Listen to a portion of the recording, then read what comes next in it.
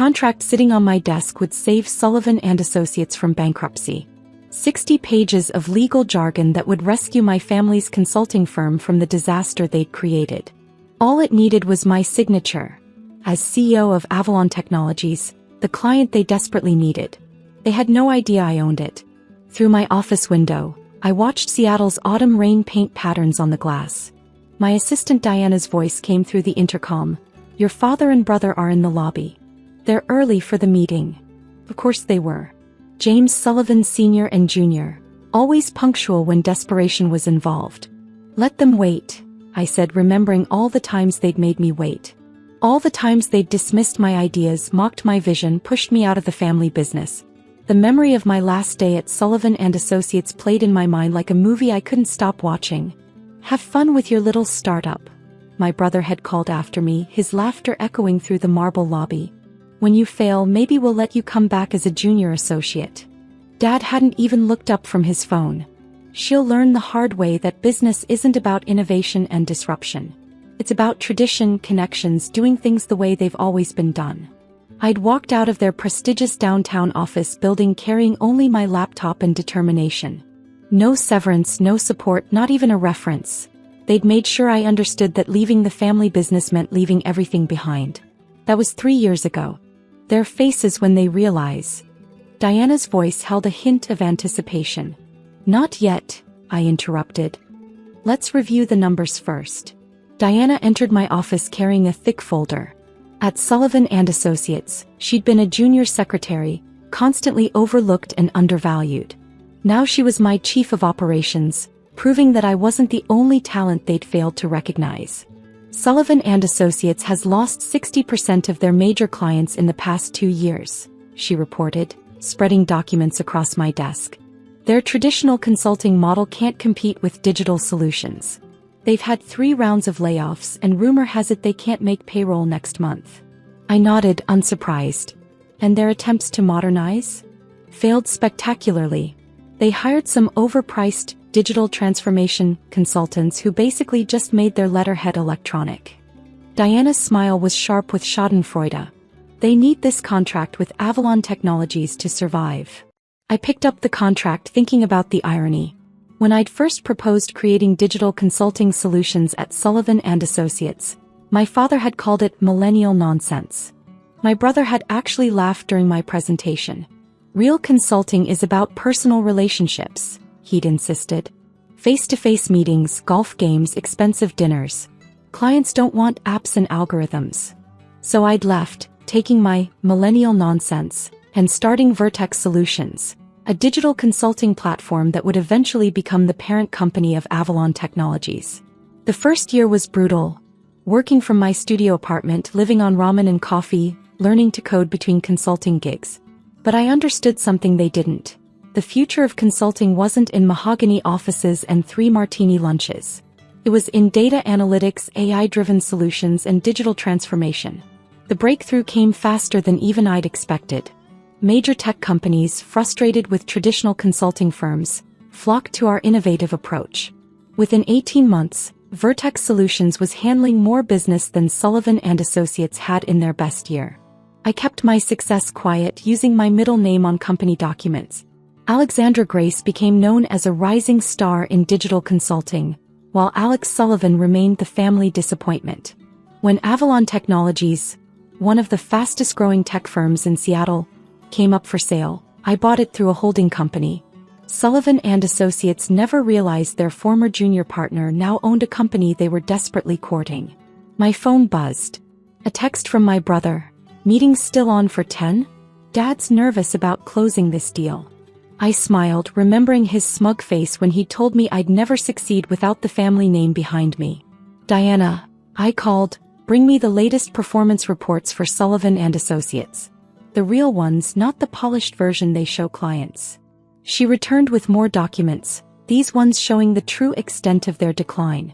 Failed projects, lost clients, mounting debts, all hidden behind expensive suits and premium office space they could no longer afford. "Their pitch meeting should be interesting," Diana mused. "They still think they're coming to convince Avalon's board to sign with them. Instead, they're meeting me." I stood up, smoothing my blazer. How long should we let them present before dropping the bomb? Let them do the whole song and dance, Diana suggested. Your brother probably prepared one of his famous PowerPoint presentations. I laughed, remembering James Jr.'s devotion to PowerPoint transitions and clip art. Some things never changed. Another text from my brother. Brought the whole executive team. Really need this to work. I bet they did. Sullivan and Associates had bet everything on landing this contract. Their reputation, their future, their survival, all depending on my signature. The same signature they'd mocked me for not having authority to use 3 years ago. 10 minutes until the meeting, Diana reminded me. Should I send someone to escort them up? I looked out at the rain-soaked city again, thinking about karma and justice and the perfect moment for revelation. No, I decided. I'll go down myself. I want to see their faces when they realize who they're really meeting with.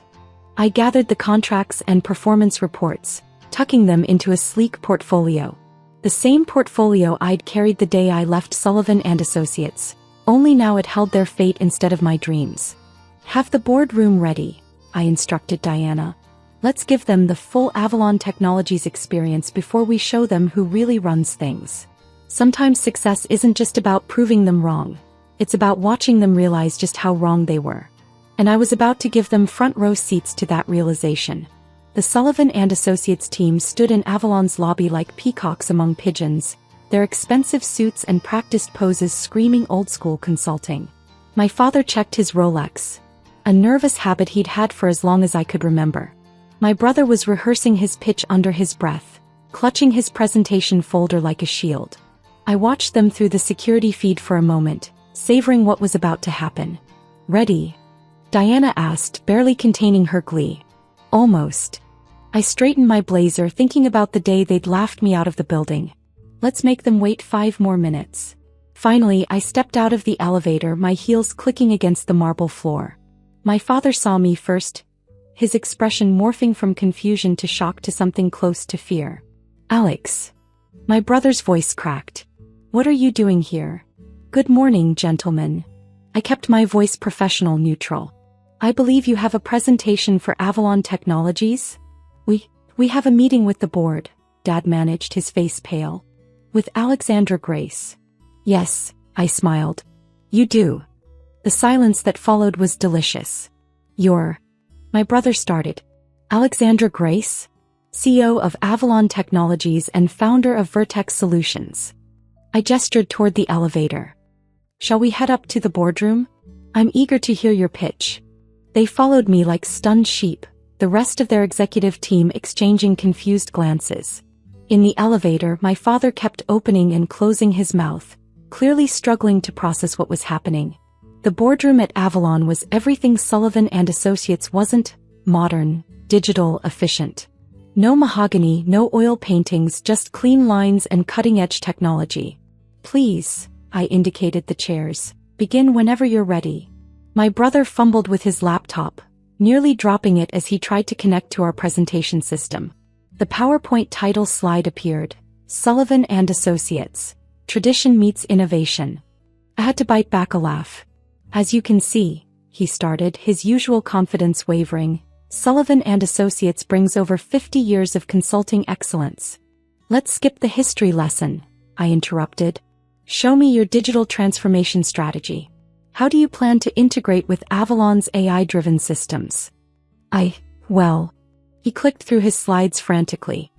We have a very robust digital approach. Really? I pulled up Sullivan's latest project metrics on the room's secondary screens. Because these numbers suggest otherwise. 70% of your clients report dissatisfaction with your digital solutions. Your last 3 technology integration projects failed completely. My father stood up. Tao, see here. No, you see here. I pulled out their real financial reports. Sullivan and Associates is 3 months from bankruptcy. You've lost most of your major clients to firms that actually understand modern consulting. The only thing keeping you afloat is your reputation, and even that's fading fast. The room went silent except for the hum of technology. How did you get those numbers? My brother demanded. I'm very good at what I do. Which is why Avalon Technologies is worth billions while Sullivan and Associates is dying. We're not dying, Dad protested, but his voice lacked conviction. Really? I pressed a button and more data filled the screens. Should we discuss the layoffs you're planning? The office lease you can't afford? The clients who are already talking to Vertex Solutions about switching? My brother's face went from red to white. Vertex Solutions, that's also me? Yes. Turns out my little startup is now the fastest growing consulting firm in the Pacific Northwest. Diana entered with another stack of documents. The latest client acquisition reports, Ms. Grace. Thank you, Diana. Or should I say Chief Operations Officer Diana? I smiled at their shocked expressions. Remember her? The junior secretary you never promoted. My father sank into his chair. Why didn't you tell us? Would you have listened? You didn't listen when I warned you about digital transformation. You didn't listen when I proposed modernizing Sullivan and Associates. You literally laughed me out of the building. We were wrong, my brother said quietly. Yes, you were. About everything. I opened the contract they so desperately needed. Now let's discuss your future. You're going to sign? Dad asked hopefully. No. I watched their faces fall. But I am going to make you an offer. I slid new documents across the table. Vertex Solutions will acquire Sullivan and Associates. We'll absorb your remaining clients, retain some of your staff, and modernize your entire operation. Acquire. My brother's voice rose. You mean take over? I mean save you from bankruptcy. Though yes, that means I'll be your boss. My father flipped through the papers, his hands shaking slightly. These terms are generous, considering your situation. I stood up. You have 24 hours to decide. Choose wisely. And if we refuse? My brother challenged, a last flicker of his old arrogance. Then I'll watch Sullivan and Associates collapse and I'll pick up your clients one by one. I shrugged. Your choice. They signed the papers the next day. What choice did they have? Their empire was crumbling and I owned their only lifeline. The transformation of Sullivan and Associates was both brutal and beautiful. We stripped away the expensive pretense, the outdated methods, the resistance to change. Some employees couldn't adapt and left. Others, finally free to innovate, thrived. My brother, surprisingly, turned out to have a talent for digital project management once he stopped fighting it. I should have listened to you 3 years ago, he admitted one late night as we worked on integration plans. My father took longer to come around, but eventually even he had to admit that my millennial nonsense had saved his legacy. Last week, during a client presentation, I watched my brother confidently demonstrate our AI-driven consulting platform, the same technology he'd once dismissed as a fad. He caught my eye and smiled, a genuine smile without the old smugness. Remember when we thought we knew everything about consulting? He asked later. Remember when you laughed at my startup? He had the grace to look embarrassed. We were idiots. Yes, you were. I smiled. But you learned. That's what matters. Yesterday, a business magazine wanted to interview me about the merger. They asked why I saved Sullivan and Associates instead of letting it fail. I showed them a photo from my last day at the firm, standing in the lobby with my laptop and dreams. Sometimes success isn't about destroying the old guard, I told them. It's about teaching them a new way to march. The Sullivan and Associates name still exists, but as a division of Vertex Solutions. Their old offices have been transformed into a modern tech hub. Even the Rolex my father nervously checked that day has been replaced by a smartwatch. Sometimes the best revenge isn't watching them fail. It's making them succeed on your terms.